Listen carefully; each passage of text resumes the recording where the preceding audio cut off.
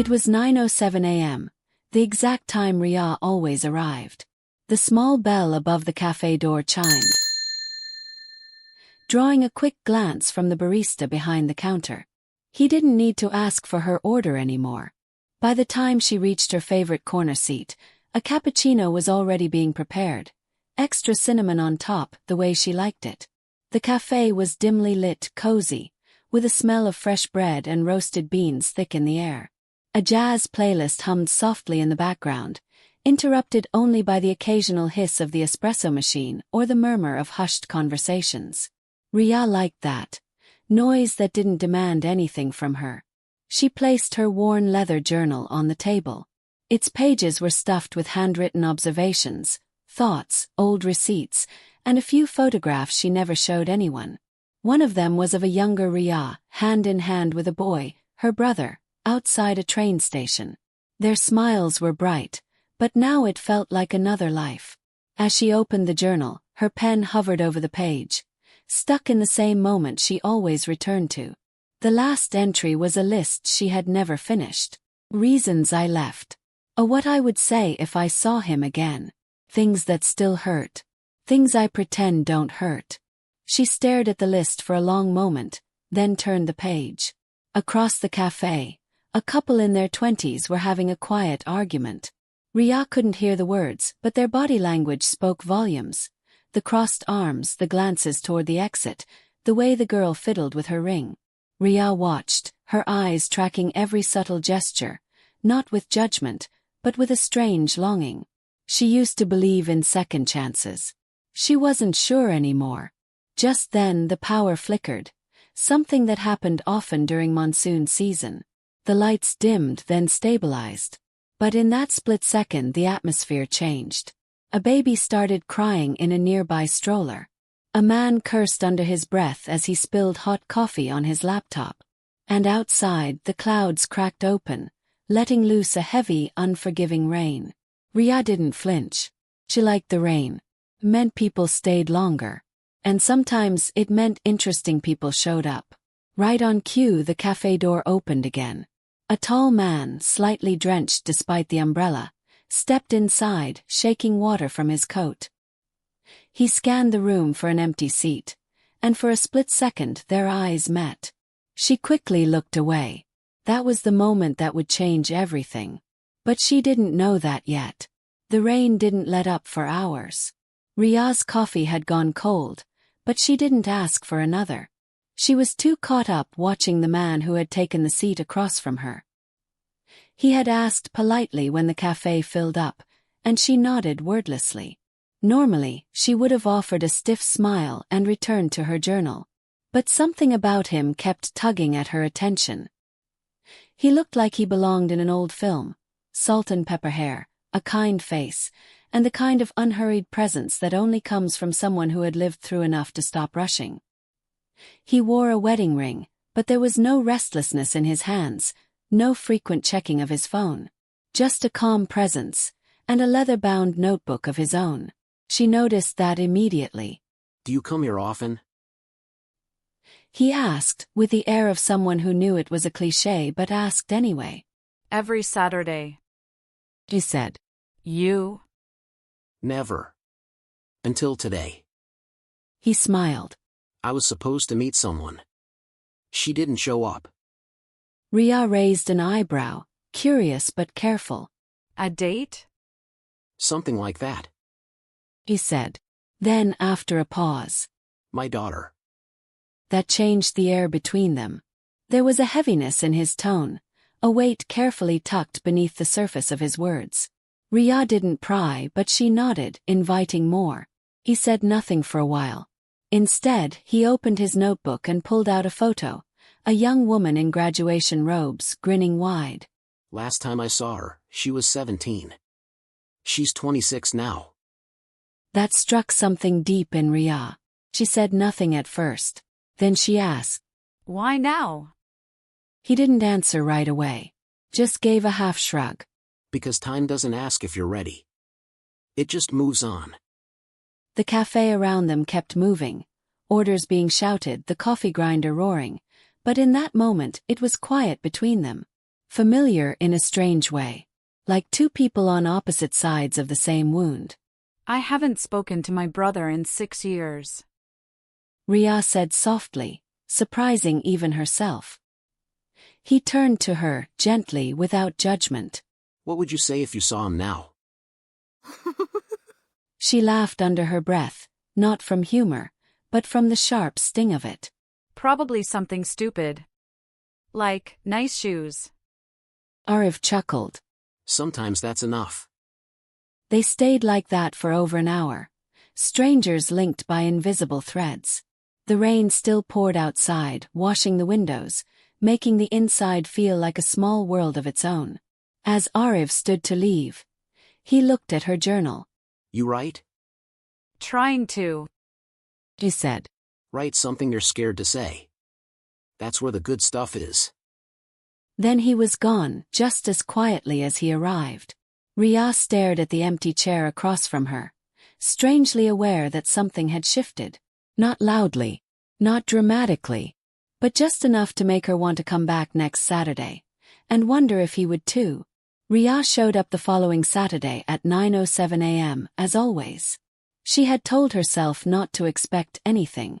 But as she ordered her cappuccino, her eyes flicked, almost involuntarily, toward the entrance every few minutes. By 10 a.m., her coffee was half finished and the seat across from her remained empty. She waited another 20 minutes, pretending to write, pretending not to care. But she did. She hated that she did. By 11, the disappointment sat heavy in her chest, like wet fabric clinging to skin. She closed her journal abruptly and stood up. She wasn't even sure where she was going, until she found herself walking back into the cafe 2 days later, on a Wednesday. She wasn't a weekday cafe person. But curiosity has a way of ignoring pride. Cafe was quieter, slower. It was nearly evening, and the soft glow of hanging lights gave the place a warm, cinematic quality. She almost didn't recognize him. Arif was seated near the front window, a cup of tea in front of him, laughing with a young woman. Ria froze. The woman was striking. Hair in a loose bun, animated hands, expressive eyes. She looked like the girl in the photograph Arif had shown her. She looked like family. For a moment, Ria thought they were lovers. But then the woman leaned in and touched his face the way only a daughter does when she's forgiving her father. The lump in Ria's throat rose unexpectedly. She didn't know if it was relief or something else. Envy, maybe. Or recognition. That feeling of watching someone else get the closure you hadn't dared to seek for yourself. She turned to leave quietly. But he saw her.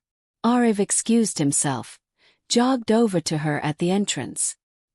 His smile was warm, but his eyes held apology. I should have told you. She said nothing. He continued. That day you mentioned your brother, it shook me. I couldn't stop thinking about it. I've been trying to reach her for years, but something about that conversation with you, it made me believe I should try again. I found her on LinkedIn, sent a message. We met last week. Ria blinked. You didn't show up because she did. He nodded. And I didn't want to break that moment with explanation. It felt fragile, like saying the wrong thing might break it apart. She looked over at the girl, his daughter, still waiting, still smiling. There was love there, in history, and something raw but healing. I'm happy for you. Ria said, but her voice was hollow. Not bitter, just distant. You helped me more than you know. Arif said gently. And I hope, one day, you'll make your call too. She didn't reply. As she walked away, the rain started again. Just like the first day they met. But this time, Ria didn't find comfort in it. She felt exposed. The water trickled into her shoes, soaked her sleeves. Felt cold, real, undeserved. She went home, pulled out her journal, and opened to the list she had left unfinished. Reasons I left. What I would say if I saw him again. Things that still hurt. Things I pretend don't hurt. That night, she wrote one thing under each line. It was the first time the page looked complete. Ria avoided the cafe for the next 2 weeks. Not because she was angry, but because she wasn't sure what she felt. Arif had found something she didn't think people like them could reclaim. Forgiveness. And it terrified her. She wasn't ready for that level of courage. Not yet. But something kept gnawing at her. The unfinished conversation. The way he had looked at her. Not with pity but with hope. Like he believed she could find her own way back to someone she had once called home. So on the third Saturday she returned. Same table. Same order. But this time, her hands trembled slightly when she reached for her cup. She hadn't even opened her journal when a familiar voice gently interrupted her thoughts. I saved you a seat. Arif was back. Different somehow. Lighter. He looked like a man who had been underwater for years and finally surfaced for air. Ria blinked. You don't usually come on Saturdays. Maybe I do now. He said with a small smile. Can I sit? She nodded. There was a moment of quiet between them. Not uncomfortable. Just full. He finally broke it. I told her the truth. About the years I missed. About the mistakes I kept justifying. About the fact that I didn't expect forgiveness, but needed to say it anyway. Ria watched him closely. What did she say? She said, I've been waiting to hear that since I was 17. Then she hugged me. And I cried like a fool. He laughed softly, shaking his head. In front of half the cafe. That image hit her like a wave. Arif, vulnerable, cracked open, letting his daughter back in.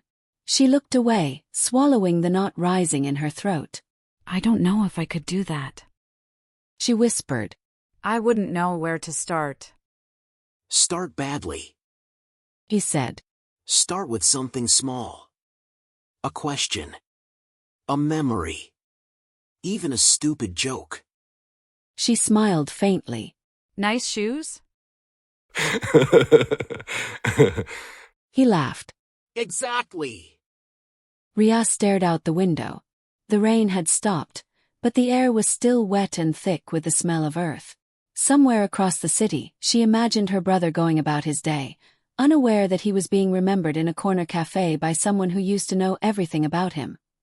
His favorite songs, his worst fears, the way he cried when their dog died. She felt the weight of time again. Not as a punishment, but as a gentle nudge. He called me once. She said suddenly. Years ago. I didn't answer. I wasn't ready. Arif was quiet for a moment. Maybe now you are. Ria looked at him, really looked at him. Not as the stranger from a rainy day, but as someone who had shown her that life doesn't have to be linear. That healing can happen in strange places, between cappuccinos and conversations with almost strangers. She nodded slowly. Maybe. He smiled, pulled something from his pocket, and handed it to her. A folded napkin with 4 words scrawled in blue ink. It's never too late. Ria hadn't planned on making the call. She hadn't even consciously decided to pick up the phone. But when she found herself sitting in her apartment that Saturday morning, staring at the napkin Arif had given her days ago, the words, "It's never too late," floated in her mind like a haunting refrain. Something in her, something deep inside, was calling out. It wasn't fear anymore. It was a kind of strange, tentative hope. It wasn't just the idea of fixing the past that haunted her. It was the understanding that, for so long, she had been holding herself back from the possibility of redemption. And for the first time, the weight of that realization wasn't overwhelming. It was freeing. She picked up her phone. Her fingers hesitated over the number. For a second, the ghosts of past arguments swirled around her. The harsh words, the silence that followed, the time wasted in stubborn pride. She could feel her heart pounding in her throat. But then she dialed. The first ring felt like a lifetime. The second one echoed louder. By the third, the voice on the other end picked up. Hello. His voice, familiar but older, cracked a little. It was a sound she had forgotten, one that immediately pulled her into the past, back to days when things had been simpler, less painful. Her throat tightened, but she forced the words out. Hey, it's me. There was a silence on the other end. She could hear him breathing, uncertain, hesitant but not unwelcoming. Ria, He asked, the shock clear in his voice. What's going on? Her pulse quickened, but she pressed on, every word feeling both foreign and deeply familiar. I don't know where to start. But I think I want to. There was a long pause before he responded, his voice softer now. Start anywhere. Remember that summer before everything fell apart? Remember when we thought we knew everything? The memories hit like a storm. Those innocent days, endless laughter, shared secrets, and promises that time had obliterated. The space between them, once filled with easy conversation, was now miles long, but the echoes of those memories never faded. I remember. He said quietly. I've always remembered. Ria's heart clenched. It had been so long since she had heard him speak that way. Without the bitterness, without the anger. There was something tentative, like he was afraid to let hope resurface. But the rawness of his voice told her that maybe, just maybe, he had been waiting too. She let the silence stretch between them for a moment, gathering the courage to say what had been buried for so many years. She whispered, I was angry. And I didn't know how to fix it. But I miss you. And I want to try again. Even if it's hard. Even if it's messy. The words spilled out before she could stop them, raw and unrefined. She didn't expect him to say anything immediately. This wasn't something that could be fixed in an instant. But when he spoke again, there was a kind of softness in his voice that made her feel like the weight of years of silence was finally being lifted. I miss you too. He said. I never stopped, Ria. I never stopped hoping. A tear slipped down her cheek as she laughed quietly. You always were a stubborn one. I learned from the best. He teased, a smile evident in his tone. And for the first time in years they laughed together. It was the same, yet different. The sound of two people broken by time but somehow still connected. The world outside seemed to pause in that moment, as if granting them a second chance, a reset. They didn't have all the answers, but the door was open. The air between them felt lighter now, and the distance, though still there, felt surmountable. They spoke for hours that day. No grand confessions, no immediate closure. Just two people, stepping back into the story they had walked away from. The small things came first, the memories, the apologies, the unspoken understandings. When they finally said goodbye, it wasn't with finality. It was with the understanding that this was just the beginning. The beginning of a new chapter, perhaps messier and more fragile than they had hoped, but one where healing wasn't a destination but a process. Later that evening, Ria went back to the cafe, as she had so many times before. But this time it wasn't just a place for writing. It wasn't just a spot to hide. She sat in the corner, sipping her cappuccino, and for the first time in years she felt at peace. She opened her journal and wrote something new. It's never too late. But sometimes, it takes a little courage to believe it.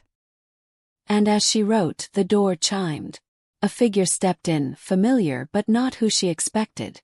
Arif, holding a small bouquet of flowers, a quiet smile on his face. I thought you might like some company. He said, walking over to her table. He handed her the flowers with a gentle nod. I hope this one is a little less dramatic. Ria smiled, her heart still full. Thank you. And in that moment everything felt right. Not perfect but real. And that was enough.